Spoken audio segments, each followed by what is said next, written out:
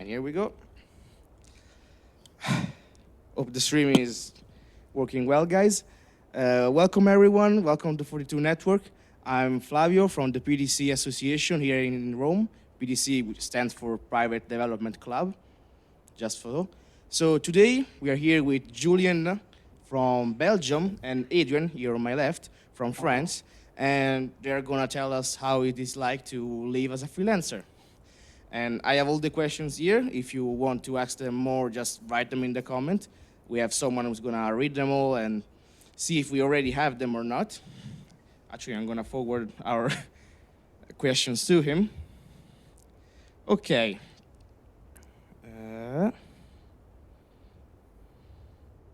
Where is it? Okay. So let's start with Julian. Okay. So, how did you start being a freelancer? Why did you choose this career? Sure. Hi, everyone.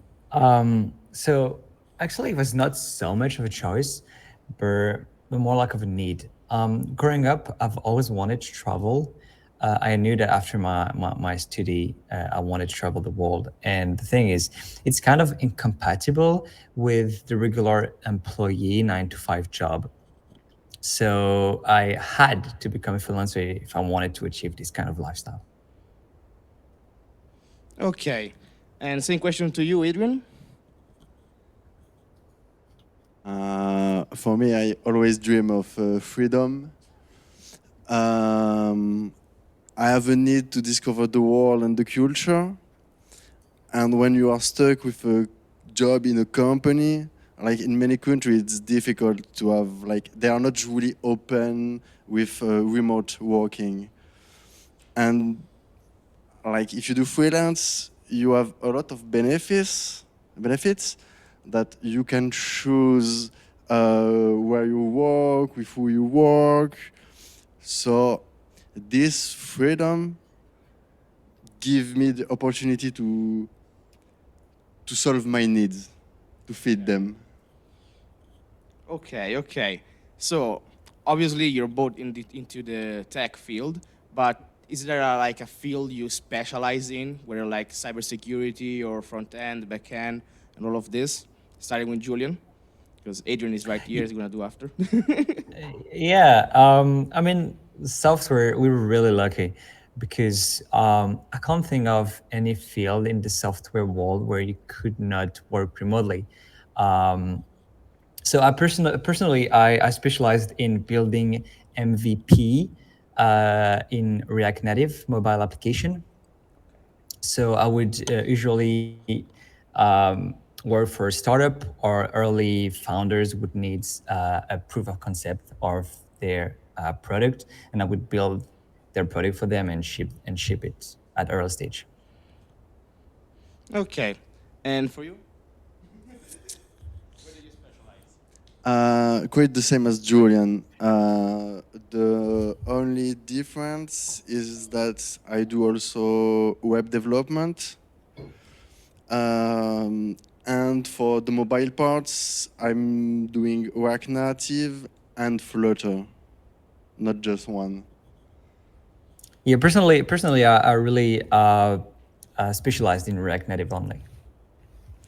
Yeah, yeah. I like to have at least two options. I like this. Yeah. I have more possibility, and I can evolve also with the trend. So if at one moment React Native go down and Flutter goes up, I will still have the knowledge on Flutter to follow the Yeah, I market. mean, I completely agree. Like, there is advantage, pros and cons of being a Swiss knife like you are in Flutter, React Native, and web development. But I decided to specialize to be more senior in my domain. But like, there's pros and cons in both approaches. Yeah, I agree. Okay.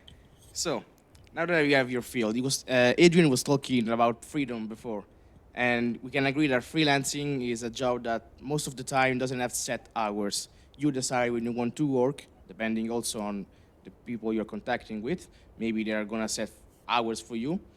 I don't know. So the question is, how much free time do you have? Like when you start a new project for a company or someone just asking you for a piece of code, do you have set hours that you've set yourself that you follow, or do you just, whenever you want, whether it's the evening, the morning, you just get to work and do something? How much freedom is Yeah. there? That's a good question. Actually, it really depends of your personality and the client's need. So let's say you'll be working for a big client, right? Like I don't know, let's say name Uber, Airbnb, whatever. Uh, Even if you're freelancing, they expect you to plug in at 9 a.m. to attend a meeting and plug out at like 5 p.m. at the end of the day because the dev server is shutting down. So it depends the client and your personality. I know freelancer that loves to have set hour to work on from like 9 to 5, but personally, that's not how I do it. Like Adrian, um, I like the freedom of working whenever I want. So the thing is, it really depends on the workload I have at the moment. So if I have a heavy workload, I'll have less personal time, as in I'll be working extra hour during the day. But if my workload is pretty low, I will be working in the morning, and then in the afternoon I'll do personal projects, or I'll just do my hobbies, get around, travel a little bit. So yeah, it depends the personality of the person and the client's needs. You have Adrian. Yeah, that's a good question. Um, I think it's quite a question. Like you see with the client when you start discussing with him, um, you will really see is needed, and it's also depending on the size of the project. More the project is big, and if the deadline is short or long, so you adapt yourself to it.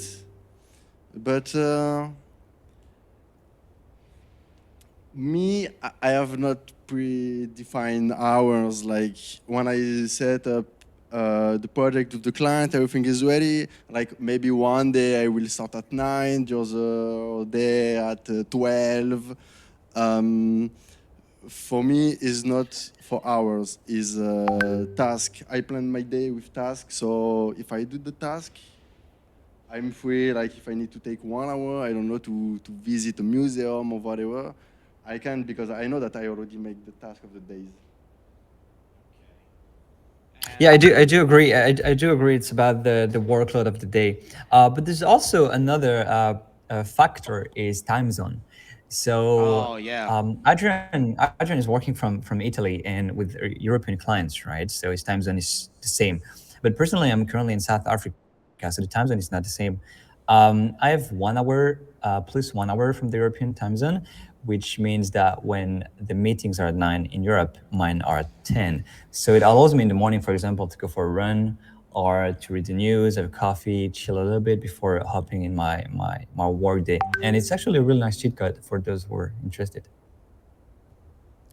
yeah. That's one thing you don't realize as a freelancer, that you're gonna have jobs from all over the world, and you're gonna have to organize yourself with people from all over the world.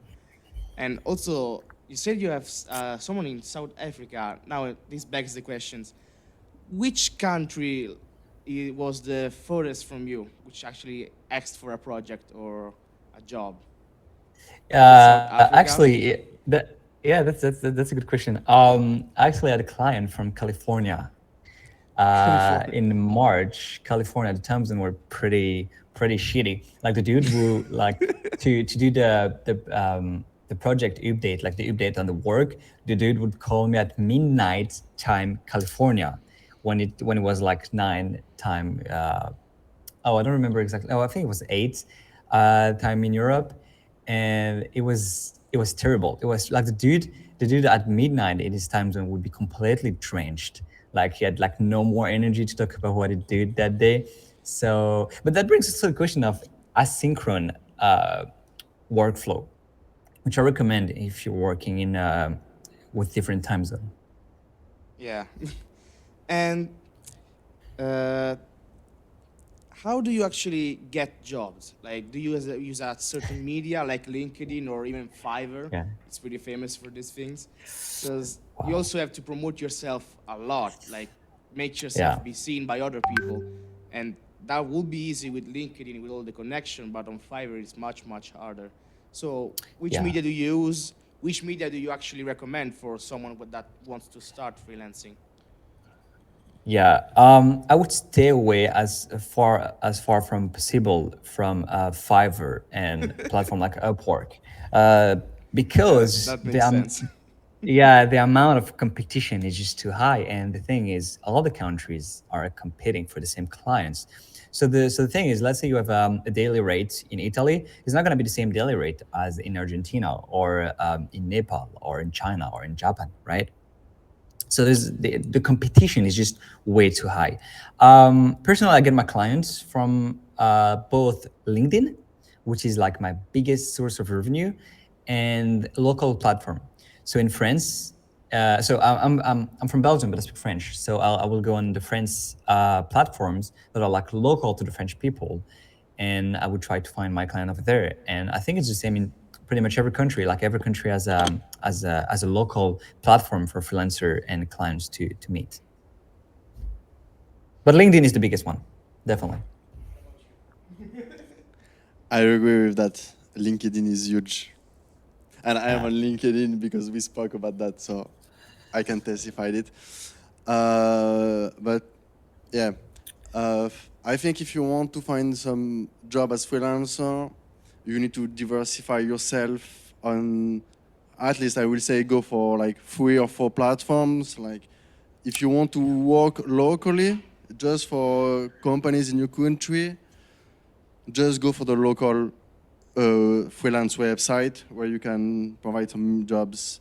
But if you want to work bigger, like with companies worldwide or anywhere, push on LinkedIn, um, and you addition with the national websites. You have also Twitter. Twitter can be nice to find Yeah, true. missions. Twitter is quite huge. So it's also a nice platform to find. I think But you go with that, a bit of communication, a portfolio. Portfolio made the difference as a level. It's incredible, especially when you are a beginner. Portfolio is mandatory, I will say. And if you go a bit on all of this, take a bit of times, and you will find the missions. but I completely agree with you, Adrian. And actually, those advices apply as well when you're looking for a regular job, for a 9 to 5 job. Have a nice portfolio, have multiple platforms, have at least a decent communication skills. All those factors are going to help you land a job and a freelance mission. Yeah, you actually need a lot of actual skills when you're working as a freelancer. Uh, and another question that's just popped to mind. When you're working as a Yeah. freelancer, are hard skills more important than soft skills or not? Because many companies actually search Um, for soft skills in their team. But since you're not actually part of the team, just someone passing by, do you actually need more hard skills, more knowledge? I, that, yeah, that's a very good question. I would say that the soft skill lends you the mission, and the hard skill makes your client happy. You need a lot of, not a lot, but you need decent soft skill as communication, self-promoting, confidence, to Yeah, be and they able were asking to that in the chat. How can you build such confidence with a client and not being scared that they're just gonna walk off? And has that already happened once? I mean, losing a um client. no, losing clients because of a lack of confidence never actually happened. Because usually when you, the hardest part when you're finding a client is getting the call. Like messages, it's really easy to be ghosted. Like ghosted happens so many times. It's so easily to get ghosted, but when you're on a call, face to face, talking to each other, is way more easy. So how do you do about the self confidence? Having a portfolio helps a lot. Like realizing that you build a portfolio, you're capable of building a portfolio, helps you with the self confidence. I see too many I see too many freelancer or just regular software developer having the imposter syndrome, and they don't believe in themselves, and they think that only the day they become a senior developer they're gonna land the mission and be happy. That is not the truth. uh, a junior developer, in my opinion, can do 60 to 70% of the work a senior developer can do, right? Like the more the more you climb up the ladder of seniority, the less the gap of knowledge is filled. Like you start about like 60 70% what the so let's say software development. When you're a junior software developer, you can do 60, 70% of the work. When you become a major developer, you can do 80% of the work. Like the gap fills up by 10%. When you're a senior Yes. developer, you can maybe do 85%. So the gap is even smaller. So when you're a junior developer, actually you're really valuable. And you have to realize that as a junior developer, you can do most of the work. Yeah, you have to actually understand that you are learning what they already know. So everything they are gonna teach you is gonna stay with you, and it's really a matter of time before you actually get to know the software itself, and basically know as much as them, even if they are a senior in that situation. And Yeah, like even senior people, they help on mission with factors they don't know, with problem that arise and they don't know how to solve. Like it happens to everyone. So you don't have to be scared as a junior. It's completely normal. You're a junior. It's normal that you cannot do everything, but you have to be confident in what you can do as a junior, like the 60, 70% of the work. You can do it. yeah, do you have any opinion on this, Adrian? I totally agree with you. That's agreeing. Okay. This point is clear. Yeah, and you said that you actually work with a lot of teams, so like with senior developers and junior developers. Yep. Do you sometimes work completely alone on a project? And if Yeah. yes, is it like more usual than actually working in a team? It's yeah, it's completely different. So as I mentioned earlier, I specialize in building MVP for early stage startup. So most of the time I'll be working on my own. I'll be working on my own to ship a mobile application and products. But it happens that I have mission when I have to work in scale up or large size company. The work is completely different. Why? Because when you're shipping an early stage product, there is no workflow. There is no QA. There is no product. There is no designer. There is no workflow in the way that how are we gonna ship these features. As in, when you're working for a scale up or a large size company, there are like flows in place where you have to submit pull requests. That the pull requests have to be reviewed by at least X amount of developer because it gets into the dev environment, and then in the dev environment is going to be a lot of QA before it gets released to the staging environment and then the production environment. So the workflow is completely different. But personally, I like more being having the hand on what I'm building, so being in charge of the product. But it's personal opinion. People like to be in team and being managed. Yeah, I think that's actually the mentality that gets you in the freelancing field. Yeah. If you don't actually like to work in a team and you prefer to be on your own, I mean, it's kind of obvious you're gonna end up there. What about you? But Do you always actually, work alone? Go on, go on, go on. You were saying? But actually, I actually with Adrian, it's a very good example. As in, it happens sometimes that for big scale projects, you have to team up with other freelancer, and those experiences are like the most amazing experience because you're both on the same level. As in, there is no one above each other. So I would say that my favorite project is when you have to work with other freelancer and everyone is in the same team shipping the same thing, and yeah, so it happens that you don't work in a team, that you don't work alone, but you work with the other freelancer. Yeah. Yeah. Me personally, I work mostly alone, alone on my project with my clients. But I think you are never alone, even if you are the only one developer on the mission. Like you are with the client hand by hand, so you never feel alone because you will speak with him. You maybe will have questions. You will have questions. So always someone will be there. So you will always be a team. You kind of hope to have some feedback on what you're doing. Yes, I mean that's essential for any job. And also, while you are inside these companies and or maybe even in a small company, just one single person, how does the contract work? Like the payments, do they happen beforehand, after, and or how do you get Oh, sure that you actually get the money? Because they could actually just do well, a rug pull and that's run away. yeah, that's a very good question. As in, to this day, I've sent a bill to a client in July and he hasn't still paid me, which is a pain in the ass.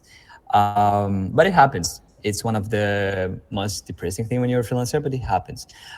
So you have to take security.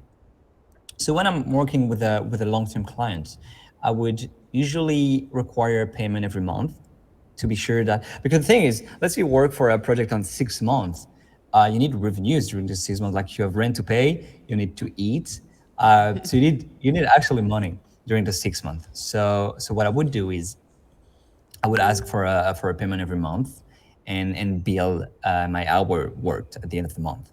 But on the bigger scale projects, so this model is usually when I work in a company. When I work for myself and I'm building a project for a client, I usually ask for a percentage of the bill to be paid upon acceptance of the contract, acceptance Hmm. of the quote. So I would usually ask for like 30, 40%. And then at the delivery, I will bill the rest of the contract. Do you prefer to be when it's a renting kind of thing, like every month? Do you prefer to be paid weekly or is it better to be paid monthly, depending on the company, etc.? It's better to be, in my own opinion, it's better to be paid monthly. Why? Because for this company, their employee, the way they're being paid is completely automatic. Like every um, 13th of the month, the system is gonna pay them, right? But you as a freelancer, you're not in the system. Someone has to manually enter the amount and send it to you. So if you do that every week, it's gonna be a hassle to like send the bill every week, remind the people that didn't pay you to pay you, like set reminders, all of that. So I prefer sending it monthly with a deadline of like 15 days or 10 days, and it's easier to end all the payments like that, in my opinion.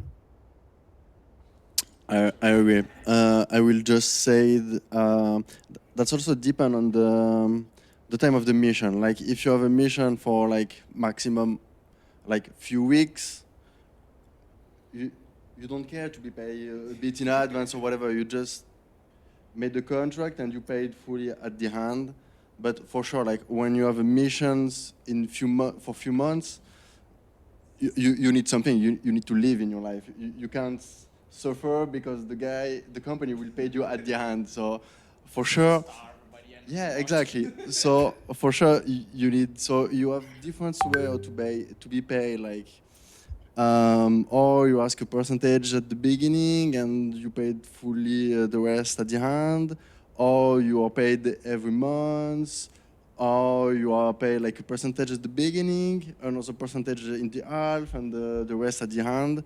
But to be honest, like for mid long term mission, I prefer like us to be paid like each month. Like this, they pay me what they need. They can give back the work, and it's not a problem. Like they would with a normal employee. Yeah, And exactly. on that note, have they ever tried to actually hire you forever, just lock you down? Has that ever happened? And I mean, if you are in a company that is paying quite well for a job that is not that hard for you to do because it's something you specialize in, it's kind of tempting to actually get hired by them, right? Has it ever happened? I. Yeah, yeah, of course.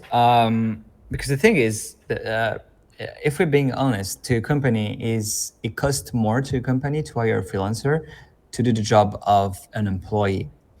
Uh, but the thing is, why we choose to be a freelancer. I mean, why I choose personally to be a freelancer is also to work on different projects.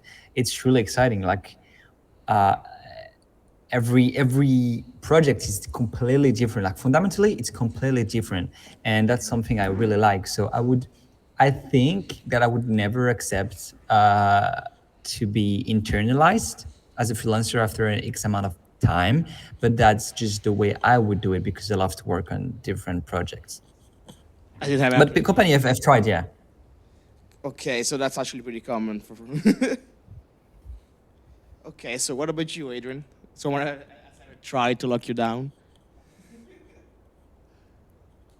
So the thing is, when I start a mission, when I start to discuss with a potential client, I'm very clear with him. For me, it's just freelance, and I can explain to him why. But it's happened a lot that when like company came to you or you are like looking for new clients or you do prospection, that's you will have a lot of messages like, are you interested for long-term contract as a normal employee, or can you keep it in mind, or whatever. You feel that they don't want to hire a freelance. They prefer like someone full-time as an employee. But no, I always like explain to them, like send back a message explaining I'm a freelance, I'm not interested by a long-term contract, and sometimes it can be a good ending, or sometimes it's hello, bye. So that's really deep and like But actually, I would. There are a lot of founders out there that are looking for CTO, founders that have little to no money, and I would recommend to people who struggle to build a portfolio, who struggle to find a mission, who struggle to find an opportunity, to try and find those founder and build their product for them as a starting point for your portfolio. So so yeah, so you'd be internalized, but just for a little bit, just to build the portfolio and the product, and then you can move on. yeah, yeah. Speaking about the portfolio, like a good advice that I can give, and it's a thing that I did when I built my portfolio at the beginning. Like when you build it, you don't know if it's good, if it's bad, what you can change, what you can improve. So at one moment where I didn't find anything to change, I just contact some recruiter on LinkedIn, and I directly ask them, like, what are you thinking of my portfolio? And they will, usually they will answer you, they will give you advice, maybe to change this for something more like that. And maybe in the term, like, you will be in good relation with them and they can promote you to companies. So it's also a good point. Agree. And also on the topic of companies trying to keep you in, have they ever asked you to just train some already existing employee inside the company, just as a job? You come there, train their employees, and that's it. How common is it? Um, Because per- personal, Personally, it never happened to me, but I'm not a senior. I don't have 10 years of experience. But I've seen mission where the client asked, especially for people with soft skill, management skills, to to take on the dev team and help the junior to skill up. I've seen it. okay, so it's something that could happen more to a senior developer that does freelancing. It's not something that Definitely, common with someone definitely. just starting. Okay, Yeah, and definitely. on that note, what would you recommend from someone who is starting right now as a freelancer? Some advice you will give them just to promote themselves better or appear better to all the different companies. Okay, but as Adrian mentioned it, as a software engineer, you're defined by your portfolio and your coding skill, right? As a designer, is also defined by his portfolio. So I think that uh, to promote yourself in a good way is to have a good, strong portfolio that you're really confident in and that you've done from end to end. Like, don't just hop in a YouTube video and replicate the code that's being taught. Don't do that. Build your own portfolio, your own product, your own little thing that you own, So that would be my first advice: build a portfolio, and then the image. Um, it happens sometimes that on LinkedIn, I pop on someone's profile and I don't even understand what they're doing. Like I don't understand the skills. So have a transparent LinkedIn page. Like be transparent about what you're doing, what you're good at, what is the technology you use, and have a good profile in a certain way. Okay. And what about you? Um, yeah, please repeat the questions.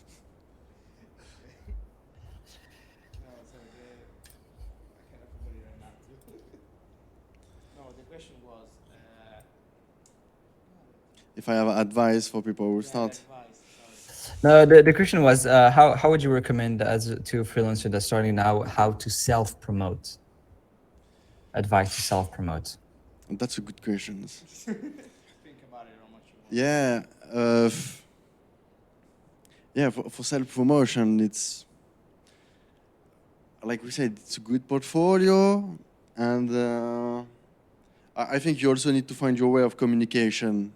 You can't use the communication that, like you read an article online, like of people suggesting, like, yeah, speak like that. Like you need to find a communication way that match with yourself.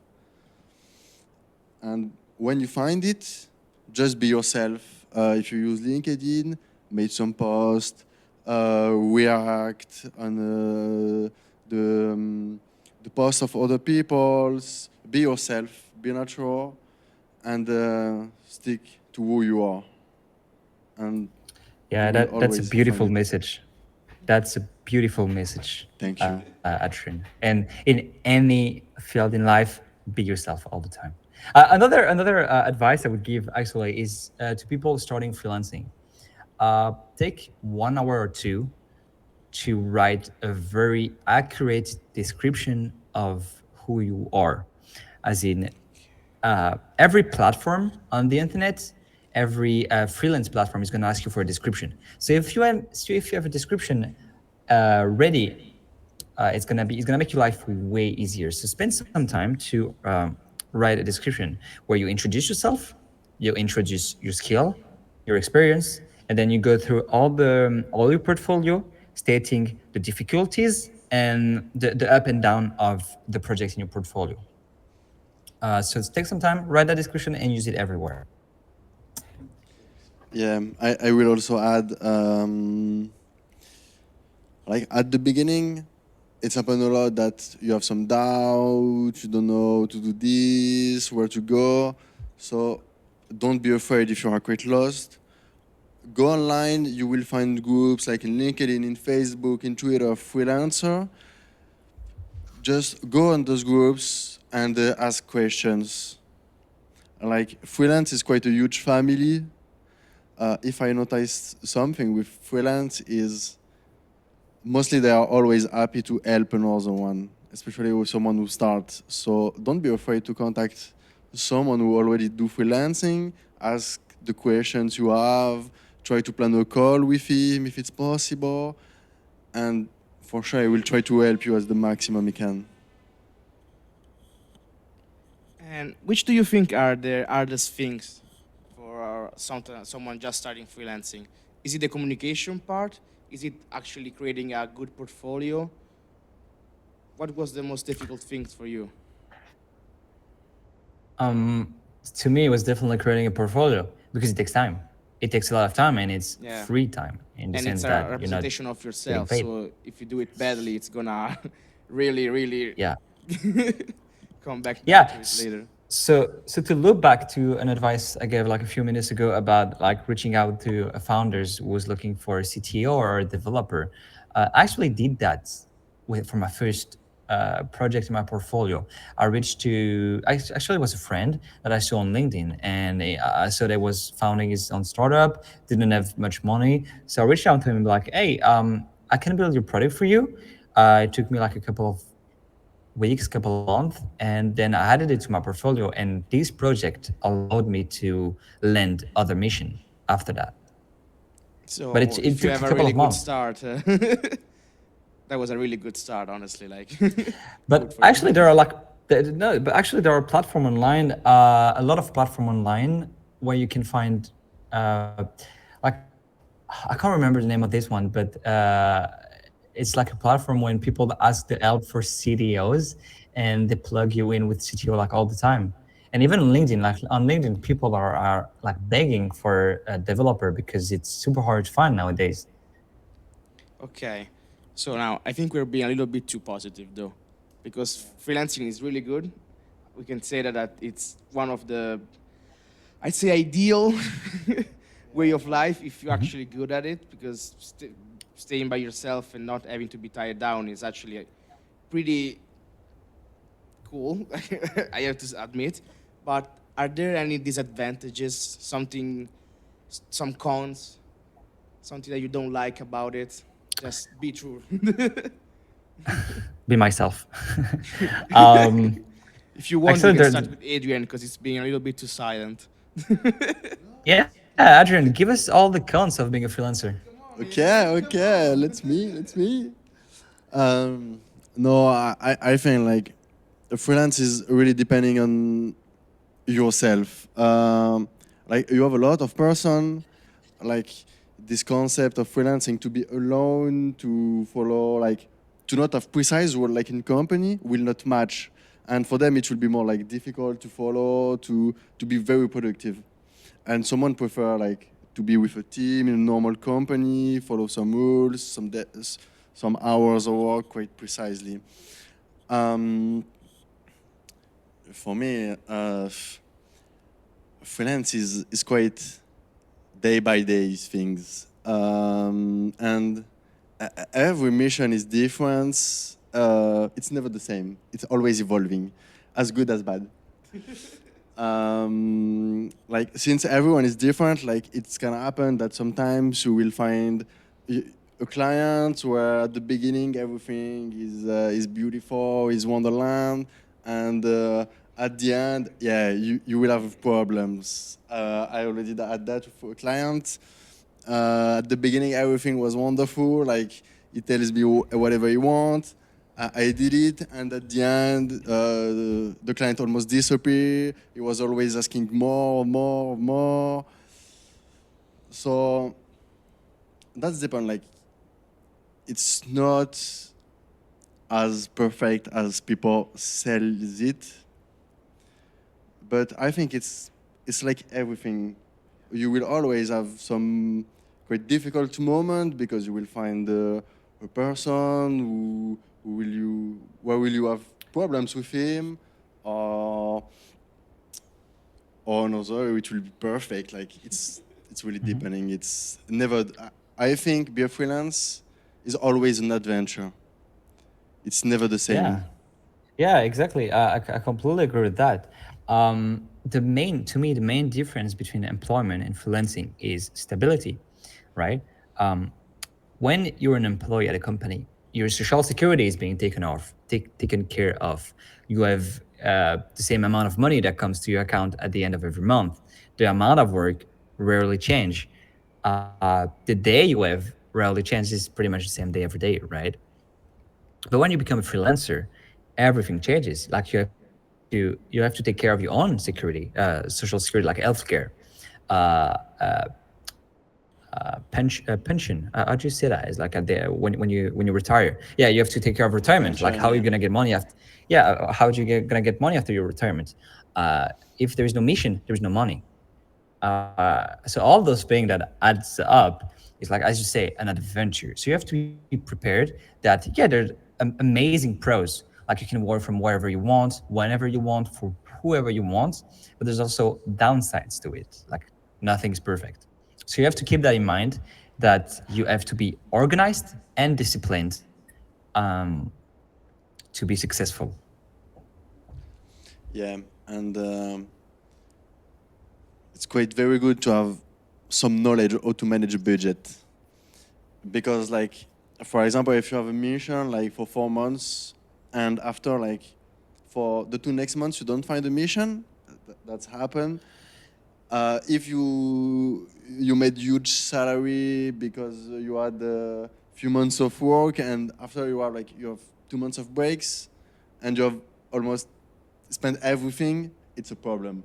Like even of those break moments, you need to be wise with the money. So it's important to manage your money well when you finish the mission, not to give like the a huge salary, like increasingly huge, but to save money to help you in the difficult moment where you will not have missions. Because if you arrive at the moment where you don't have missions and you have zero in the society account, good luck to survive.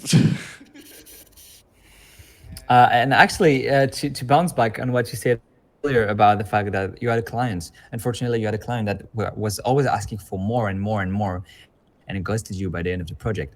One way I had to fix this, and I would really highly recommend this to freelancer uh, to avoid doing this mistake, is when, let's say, you manage to land a project, write down every features in detail of for the contract.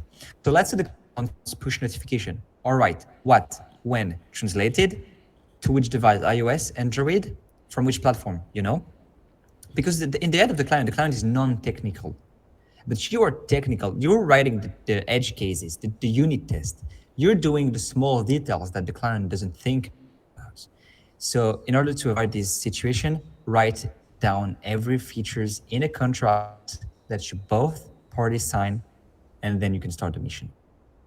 Okay. And also on the payment, people were asking in the chat, how do you deal with taxes? Because while being in a company, also having a normal income, which is always the same every month, it's easier.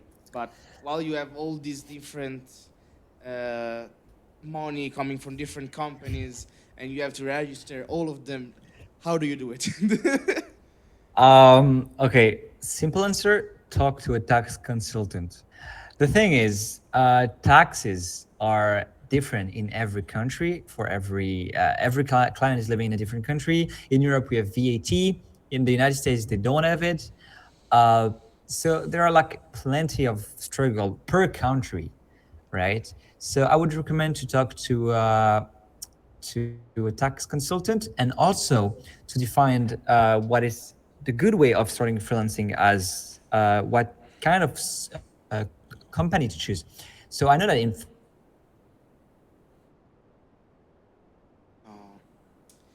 choose Oh, a company okay. and be freelancing. You have like Sorry, we self. had a little bit of Yeah. lag there. Can you repeat the last Oh, 10 sorry. seconds? Yeah, sure. So it's the case in France and Belgium, and I guess it's the same case in Italy and all over the place, all over the world. Is you have different way of creating a company. Like you have a private company, a public company. You have self company, right? There are like multiple statues that you can choose from. And so I would recommend talk to someone that is specialized in the field so you avoid making big mistake at the beginning. Okay. But it's quite easy. It sounds like a tremendous amount of work, but it's fairly easy. Just do your research. Google is your friend, and yeah. Okay. And on the topic of portfolios to actually show yourself, is there like some things that will look better on it? Like maybe participating on an hackathon, like here in 42, since that's a common topic, or maybe just working in a company actually does a lot more than participating in an online event. There's actual. I mean, any sort, yeah, and any sort of portfolio helps. So whether it was a 72-hour hackathon that you did in 42 in the 42 network, or a hackathon that you did elsewhere, or a little project you build on the side like a widget or whatever, or you worked in a company, it doesn't really matter what it is, as long as it's relevant to the client. So let's say you want to, there's this wonderful mission in cybersecurity, and in your portfolio you're showing like web development, or you're showing mobile development, or I don't know, whatever, which is not relevant to cybersecurity. You're never going to land the clients. So it has to be, no matter what form it takes, it has to be relevant to the mission and your skills. Okay. No, I agree with that. Like the portfolio is just a representation of yourself and your company for what you want to work. So as you said, like as Julian said, it's very important. Like if you want to do mobile development, you will not make a portfolio for cybersecurity or whatever. Um, but and also another nice things I think for a portfolio, like if you are quite very active in on the internet, like on Stack Overflow, on Medium, on some blogs, you can also in your own portfolio made a page with like create a blog where you made articles of things in your field. It's very relevant for the company and the clients, and usually like they like that.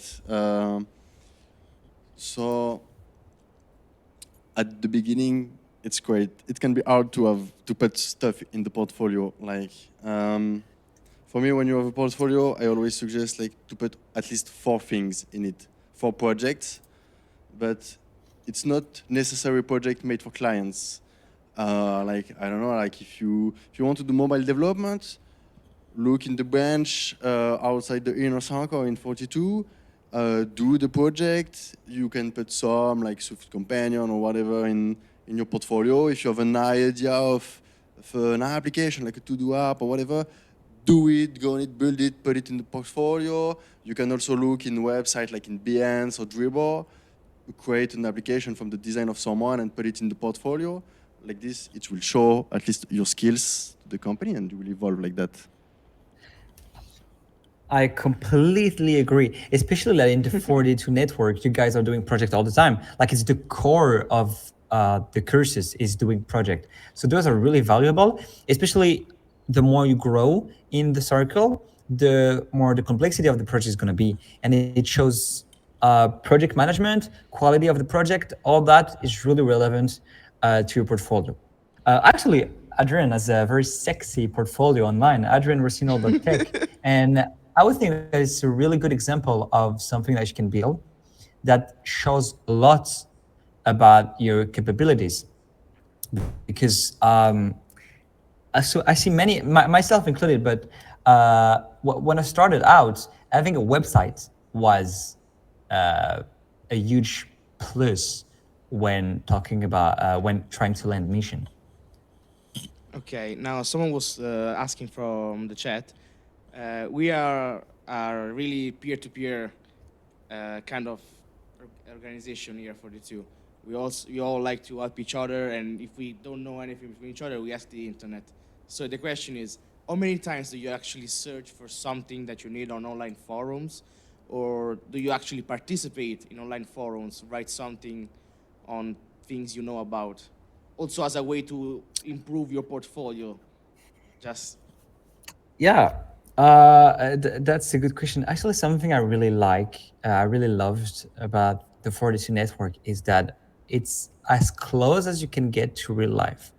So when you're working on a 42 project, uh, the scope of the project, the way it's defined, the way you're actually gonna do it, the research you're gonna make is as close as you can get to the real world life. So I spend a lot of time online looking for information, advice. As I said earlier, as a junior or medium developer, you have 70 or 80% of the knowledge required to achieve a mission, right?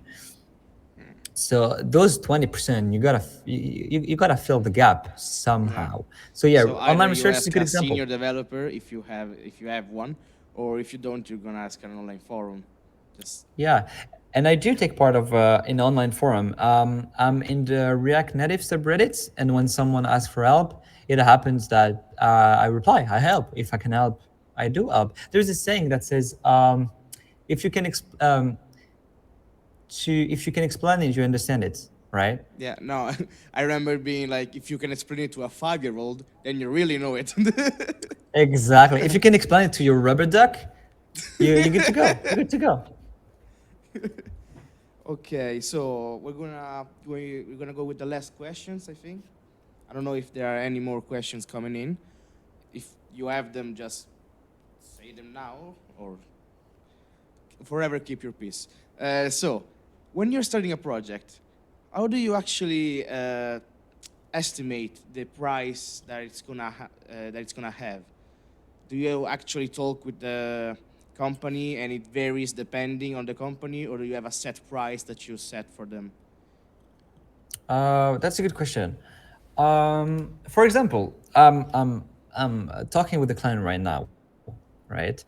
And we are talking to the client right now. And to set the price of the project, I broke down everything they needed into features or small features, and then I calculated how many days it's gonna take me to do everything, and then I just apply my daily rates, and then I can send to the client this document broke down so that they can confirm that it's exactly what they need, and then I can give them a price and I can give them a deadline, a delivery date, which is super valuable for the client because once again the Yeah. client is non-technical, so you have to you have to help them, you have to take their hand and walk with them to deliver the product, right?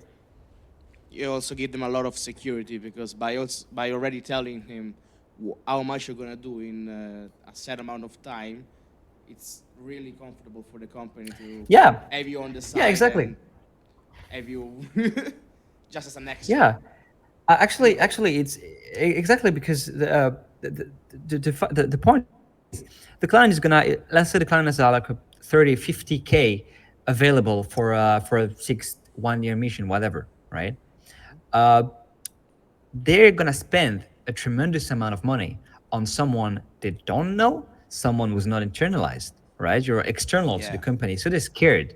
They're really scared.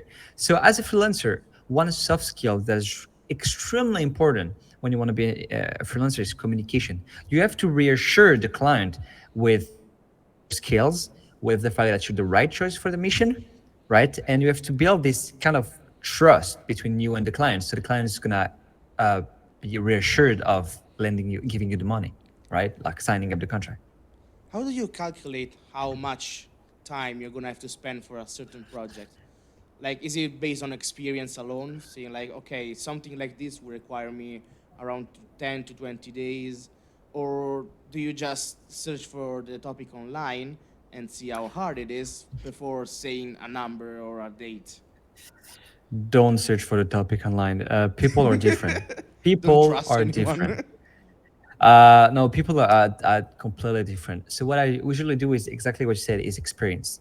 So personally, as opposite as Adrian, I decided to specialize in one thing in particular, which is like building MVP for a client, whatever. So I know exactly how much time it's gonna take me to build something, and then I know how much time it's gonna take me to build something. Then I had a little bit more margin for whatever bug, whatever fixes, whatever changes we have to make afterwards, and I take a little bit of extra margin also for the delivery, like migrating the environment from dev to production, right? So that comes from experience. But as a junior, as a freelance beginner, I would advise to keep it simple. Like I've received in my DM a project where someone wanted to build an augmented reality app. I clearly don't have the skills for it. And even though I have almost 3 years of experience freelancing, I don't have the skills for it. So I didn't take it. I was honest with the client. And I would recommend this to beginner freelance. If the project seems too big for your shoulder, step out. It's okay. It's better to not take a project that you cannot deliver than to take a project that you're gonna misdeliver, that the project is gonna be awful and you're gonna have a bad relationship with the clients. So keep it simple at the beginning. You want to say? Yeah, I agree in almost everything, but I want to You rebound agree a on lot with the. me. Yeah, yeah, yeah. But I think we have quite the same vision of many things, so that's nice. But I want to rebound in the mission that reality virtual that you speak, because I had the same opportunity. I think for the same company. We already talked about that, if I Yeah. remember. And me, I didn't decline it when I received the offer. Like I said, okay, like it's not where I'm specialized. Like I don't have many skills, but at least by precaution, I can take the call with the client, see really with him what he really wants, because sometimes you see offer, like it can be the HR, the recruiter of the company who posts the message, so sometimes it's not really accurate. And in fact, in the call with the clients, like I had the CEO, the lead dev, and it was not really like in the announce of the things. Like they said, yeah, but don't worry, the video we send in the announce. No, no, no, it's something very different, more easier, more relaxed. Don't worry. And like all the job was almost already made. Like it was just adding few things in the mobile application for the company. So sometimes I think it's good to take the shot to at least have a call with the Yeah. client Agree. and to see really with him. And if after the call you think like it's too complex or it's to another level for you, just be honest with the client, say it to him. He will like it because you will be honest with him. And like this, you will quite know your limit. Okay, like maybe things in this field, like VR, it's too deep for me, it's too far. So, okay, next time I will know, I will probably refuse it faster. So, like this, you know, but, and I don't know, always, for me, it's always good to, except if you are sure that you don't have the skills for the things. Um, you don't answer, yeah, I want to take the call, I want to go far with you. Just see and follow yourself. If you have a doubt on it, don't go, to be honest. Yeah. And especially Definitely. when you start, it's quite hard to have long-term mission. You will always find easily very short mission. So usually short mission, they are not the most complex. Like build a small Yeah. website, add few things in the website, on the mobile application, whatever. So it's good to take them.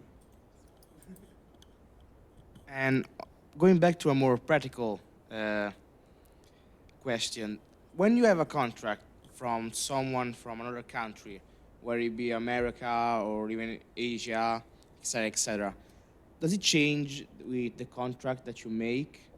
Are there like differences between countries or on contract of payments or your Um, experience? I mean, yeah, from my experience, no, it doesn't, because at the end of the day, it's a B2B contract. It's a business to business contract.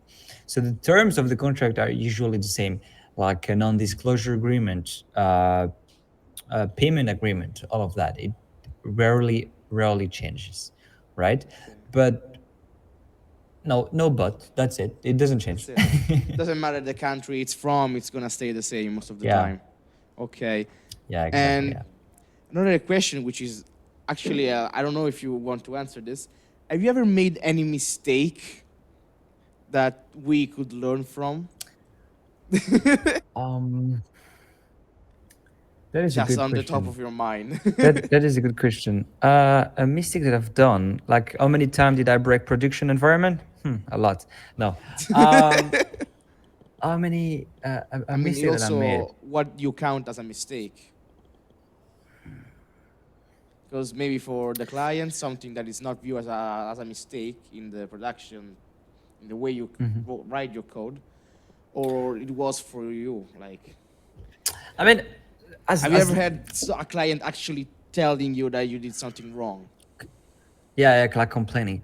Actually, if the contract is well defined, problem like that should never arise, right? Okay. So I actually never had those kind of problem, but I had a problem with a company that I can share the experience. Um, so what happened is there was this company, this Web3 startup. They needed a backend developer, so backend to work on the server side of thing, in Node.js and a little bit of Docker. I was like, all right, sure. Node.js, Docker, I can do that. So it was like a short mission, no worries. We signed the contract, I opened the mission, and I discovered that I found myself doing Golang in Kubernetes, which is not Node.js and Docker. Even though Kubernetes and Docker are related, they're not the same thing at all. So I was like, this sucks a little bit because I didn't sign up for this. Yeah. So once again, communication really important. So we hop on a Okay. call with my person of contact in the company, explain the situation, and we resolved the situation in a friendly way. So we just ended up the contract right there, but we kept a good relationship, and uh, and yeah, that was the experience I I mean, had. but that wasn't entirely your fault. I mean, okay, communication wasn't No, there, but like it was more a mistake yeah, from the client side, not knowing what they were asking for. yeah. Is this common, like client not knowing what they actually want from you, just telling you a Um, vague idea? I would say in my field, yeah, because I specialize in the startup early stage environment. So the thing is, in that environment, the needs are pretty unknown. Why? Because the client doesn't really know what the customers at the end of the loop wants. Is the product idea a good idea? Is the go to market ready? So when they ship the application, let's say, and then they realize that the business model isn't going to work because they had the wrong opinion, they didn't do enough research or whatever, then the business model completely shifts, and then you have to redo the whole thing. So yeah, so that happens a lot in the startup environment, but it's normal. You iterate until you find something that works. But in the scale up, more large company, it doesn't happen often. Like Right. actually, rarely ever. Because a larger company knows what it actually wants. Otherwise, Yeah, he would even exactly. Yeah, started with the project at all. yeah. They're like Uh, like a bunch of product manager. They're like a bunch of person at the beginning of the loop that have already secured the features they're gonna work on, and they made sure that the customer at the end of the loop wants it, needs it. yeah. Um, I will also ask me personally when I have a call with a potential client and like he don't really know precisely what he want or we see the things. Like I already have prepared like a list of questions to help him to think how he see it, how he want it. Like this, it's more easier because it's complex. If he said, yeah, I want admin dashboards with many graphs, but he don't tell you precisely which graphs. So you need to help him a bit to to understand what you really want. So like I have a list like of 10 questions to help him to really get the project. So I think at the beginning you made mistakes. It's normal. It's not. It's a never. It's not a big deal. We will say it because you will evolve with that. Um, Sure. so like if before like a call with a client you really want to know some stuff about the mission quite precisely, just write down the question and directly ask to the client. Uh, That's also part of your job. Since you're the freelancer, the one that actually knows the project, you actually have to talk with the client and clarify what you're going to use and what you don't know how to use and know how to use. And also going back on the if you actually know what they're asking you, like you say before with Kubernetes, just random, or even telling you to use softwares you never used, you're gonna say it to him just so you know. For this project, I might need to use this particular software, which I'm not very familiar with, and also that adds another question. Have you ever started a project in something you weren't familiar with, but actually used the project to learn that either software or framework or really anything, and use that project to train yourself in that field? I mean, you all, I think you all know, like you're all part of the 42 network. There's always something we don't know. Being a software developer is a never-ending learning journey. right? You learn all the time. So yeah, I've taken up, like, going back to what I said earlier, like when you tackle on a project, chances are you can do 70, 80% of the work, like you've already done it, or you know how to do it. But there is a small percentage of the work that you don't know. But it's okay. It's okay because you have experience in the field, so you're gonna figure it out. Like you do some research, you ask for help from another freelancer, you ask for help online. You're gonna be able to do it. But don't take a project when you can only do 30% of the work. You're gonna put yourself in a very bad situation. But communication and transparency are key soft skills when you want to land a mission. Uh, when I say being transparent is, as you mentioned, when you don't know how to do something, tell it, but in a reassuring way. Like, oh yeah, this technology, I know of it. I've seen it in use, and I can't wait to implement it in your product and learn how to do it. Uh, and also, in being transparent is showcase what you've done. Like when you hop on a contract, uh, like what I like to do, for example, is every week with the client I do a demonstration of what I've done so far every week, so that the client is reassured. It can trust you. It strengthens the relationship. uh, but yeah, communication and transparency are like key skills. What was the question?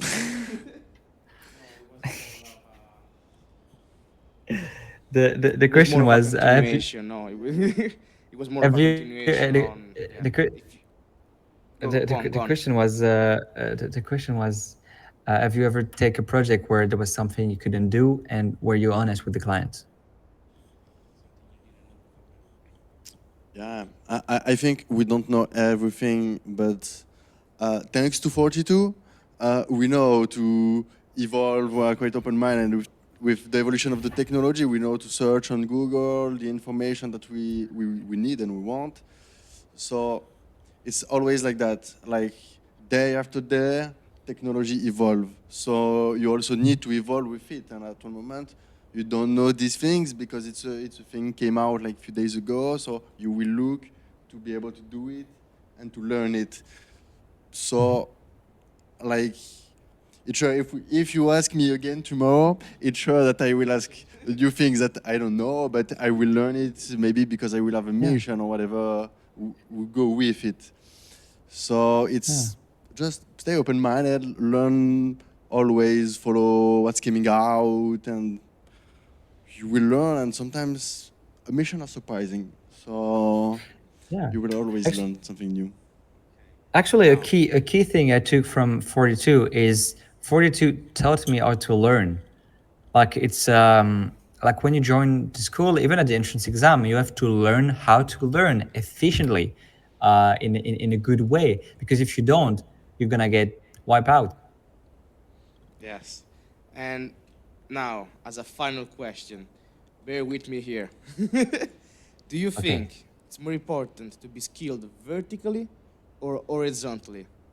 Meaning, is it better to be super specialized in one field, so uh, being skilled vertically, or more horizontally, so you have a broader uh, set of skills that go on many different kind of fields? Which do you think is Uh, better? To be like fa- a fa- jack of all trades or a master of one? That's a good question. Finally, something we disagree on, Adrian. So me, I believe that the more expert you are in a field, the better it's gonna be. Like, let's say you're a client, right? You want to build this very specific thing. I have a very good example. Let's say you want to hire a pianist, right, for a concert. Who are you gonna choose? Someone who dedicated his journey to learn the piano, or someone who dedicated his journey to learn piano, yoga, swimming?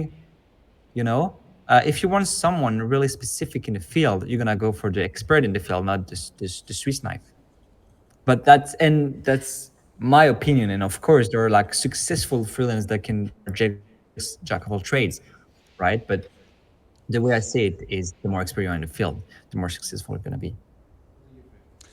Yeah, like Julian said, it's one question where I not really agree with him.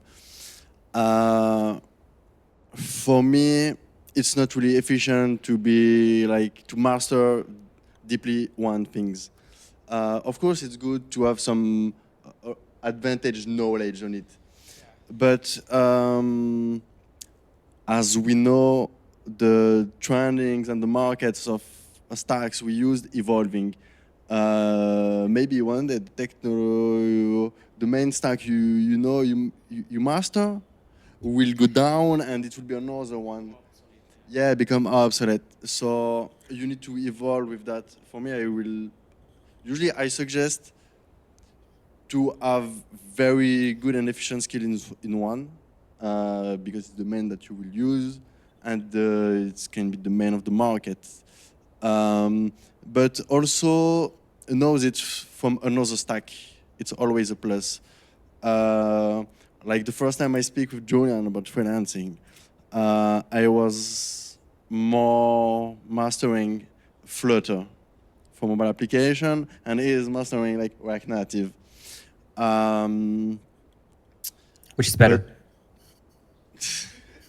yeah, and I still think the same. Like he mastered quite very well React Native compared to me.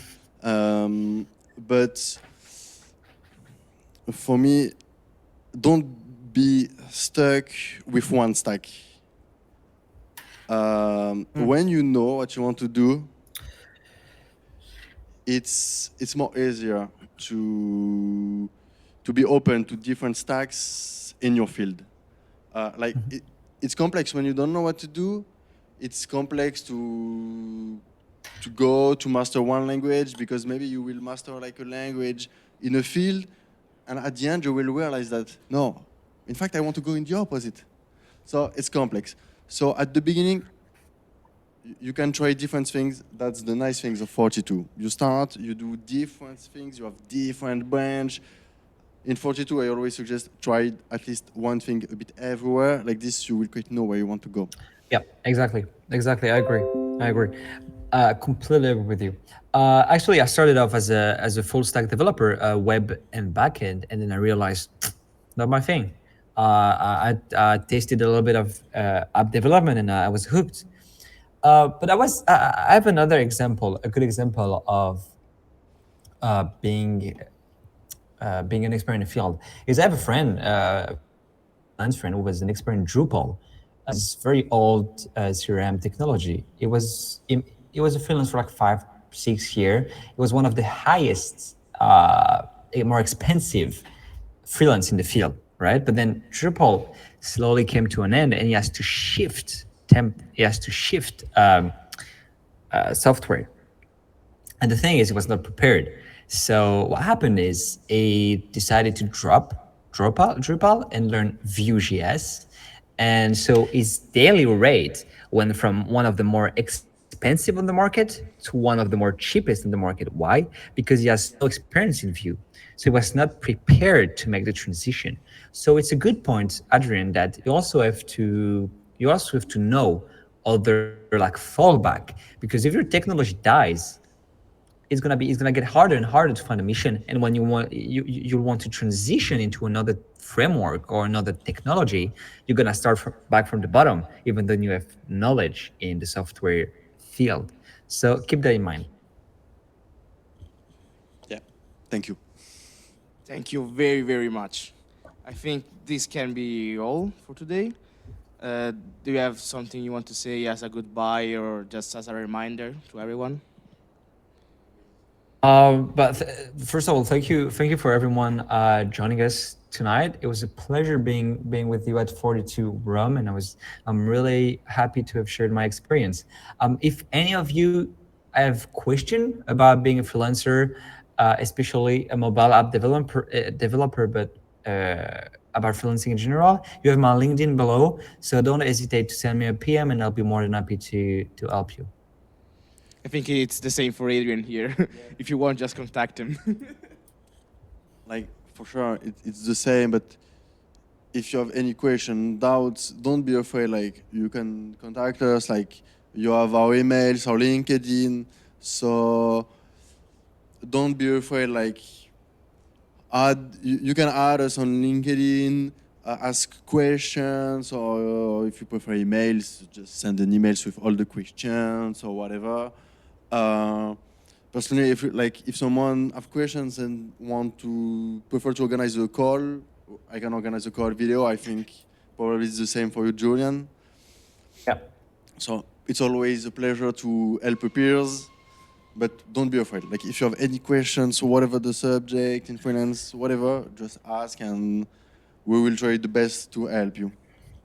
Sure. And I was one last advice that I want to give to the 42 people out there. I personally started my portfolio when I was in 42. You guys have the chance of being able to manage your courses the way you want. So the projects you have in 42, you have your own deadline, you have your own way of working, right? So you have this flexibility that allows you to have some kind of a lot of free time. So don't hesitate to start your portfolio at 42 because when you'll be done, you'll have on your CV, on your resume, you're gonna have 42 and a portfolio, and you're gonna be like be, All the like different be projects from highlighted. 42. You're gonna be highlighted in the market from the crowd. Yeah. Okay. Thank you very much to both of you, actually. If you have any question about how to stream, but I'm your guy. I'm Flavio. Not that any of you cares about that, but you know. And we're gonna be coming again in the future, hopefully, with other podcasts and talk shows on various subjects. Today it was freelancing. Last time was Gamindo with Nicola Santin. And next time it's about startup. Okay. Just getting told now from the. Okay. I'm done. Okay. Yeah, Have a good evening, always. guys. Yeah, let's see you for the startup events. It can be very interesting. Thank you, everyone. Remember to subscribe. Thank you very much, Julian. Really appreciate it. It was a pleasure. Take Bye. care. Ciao.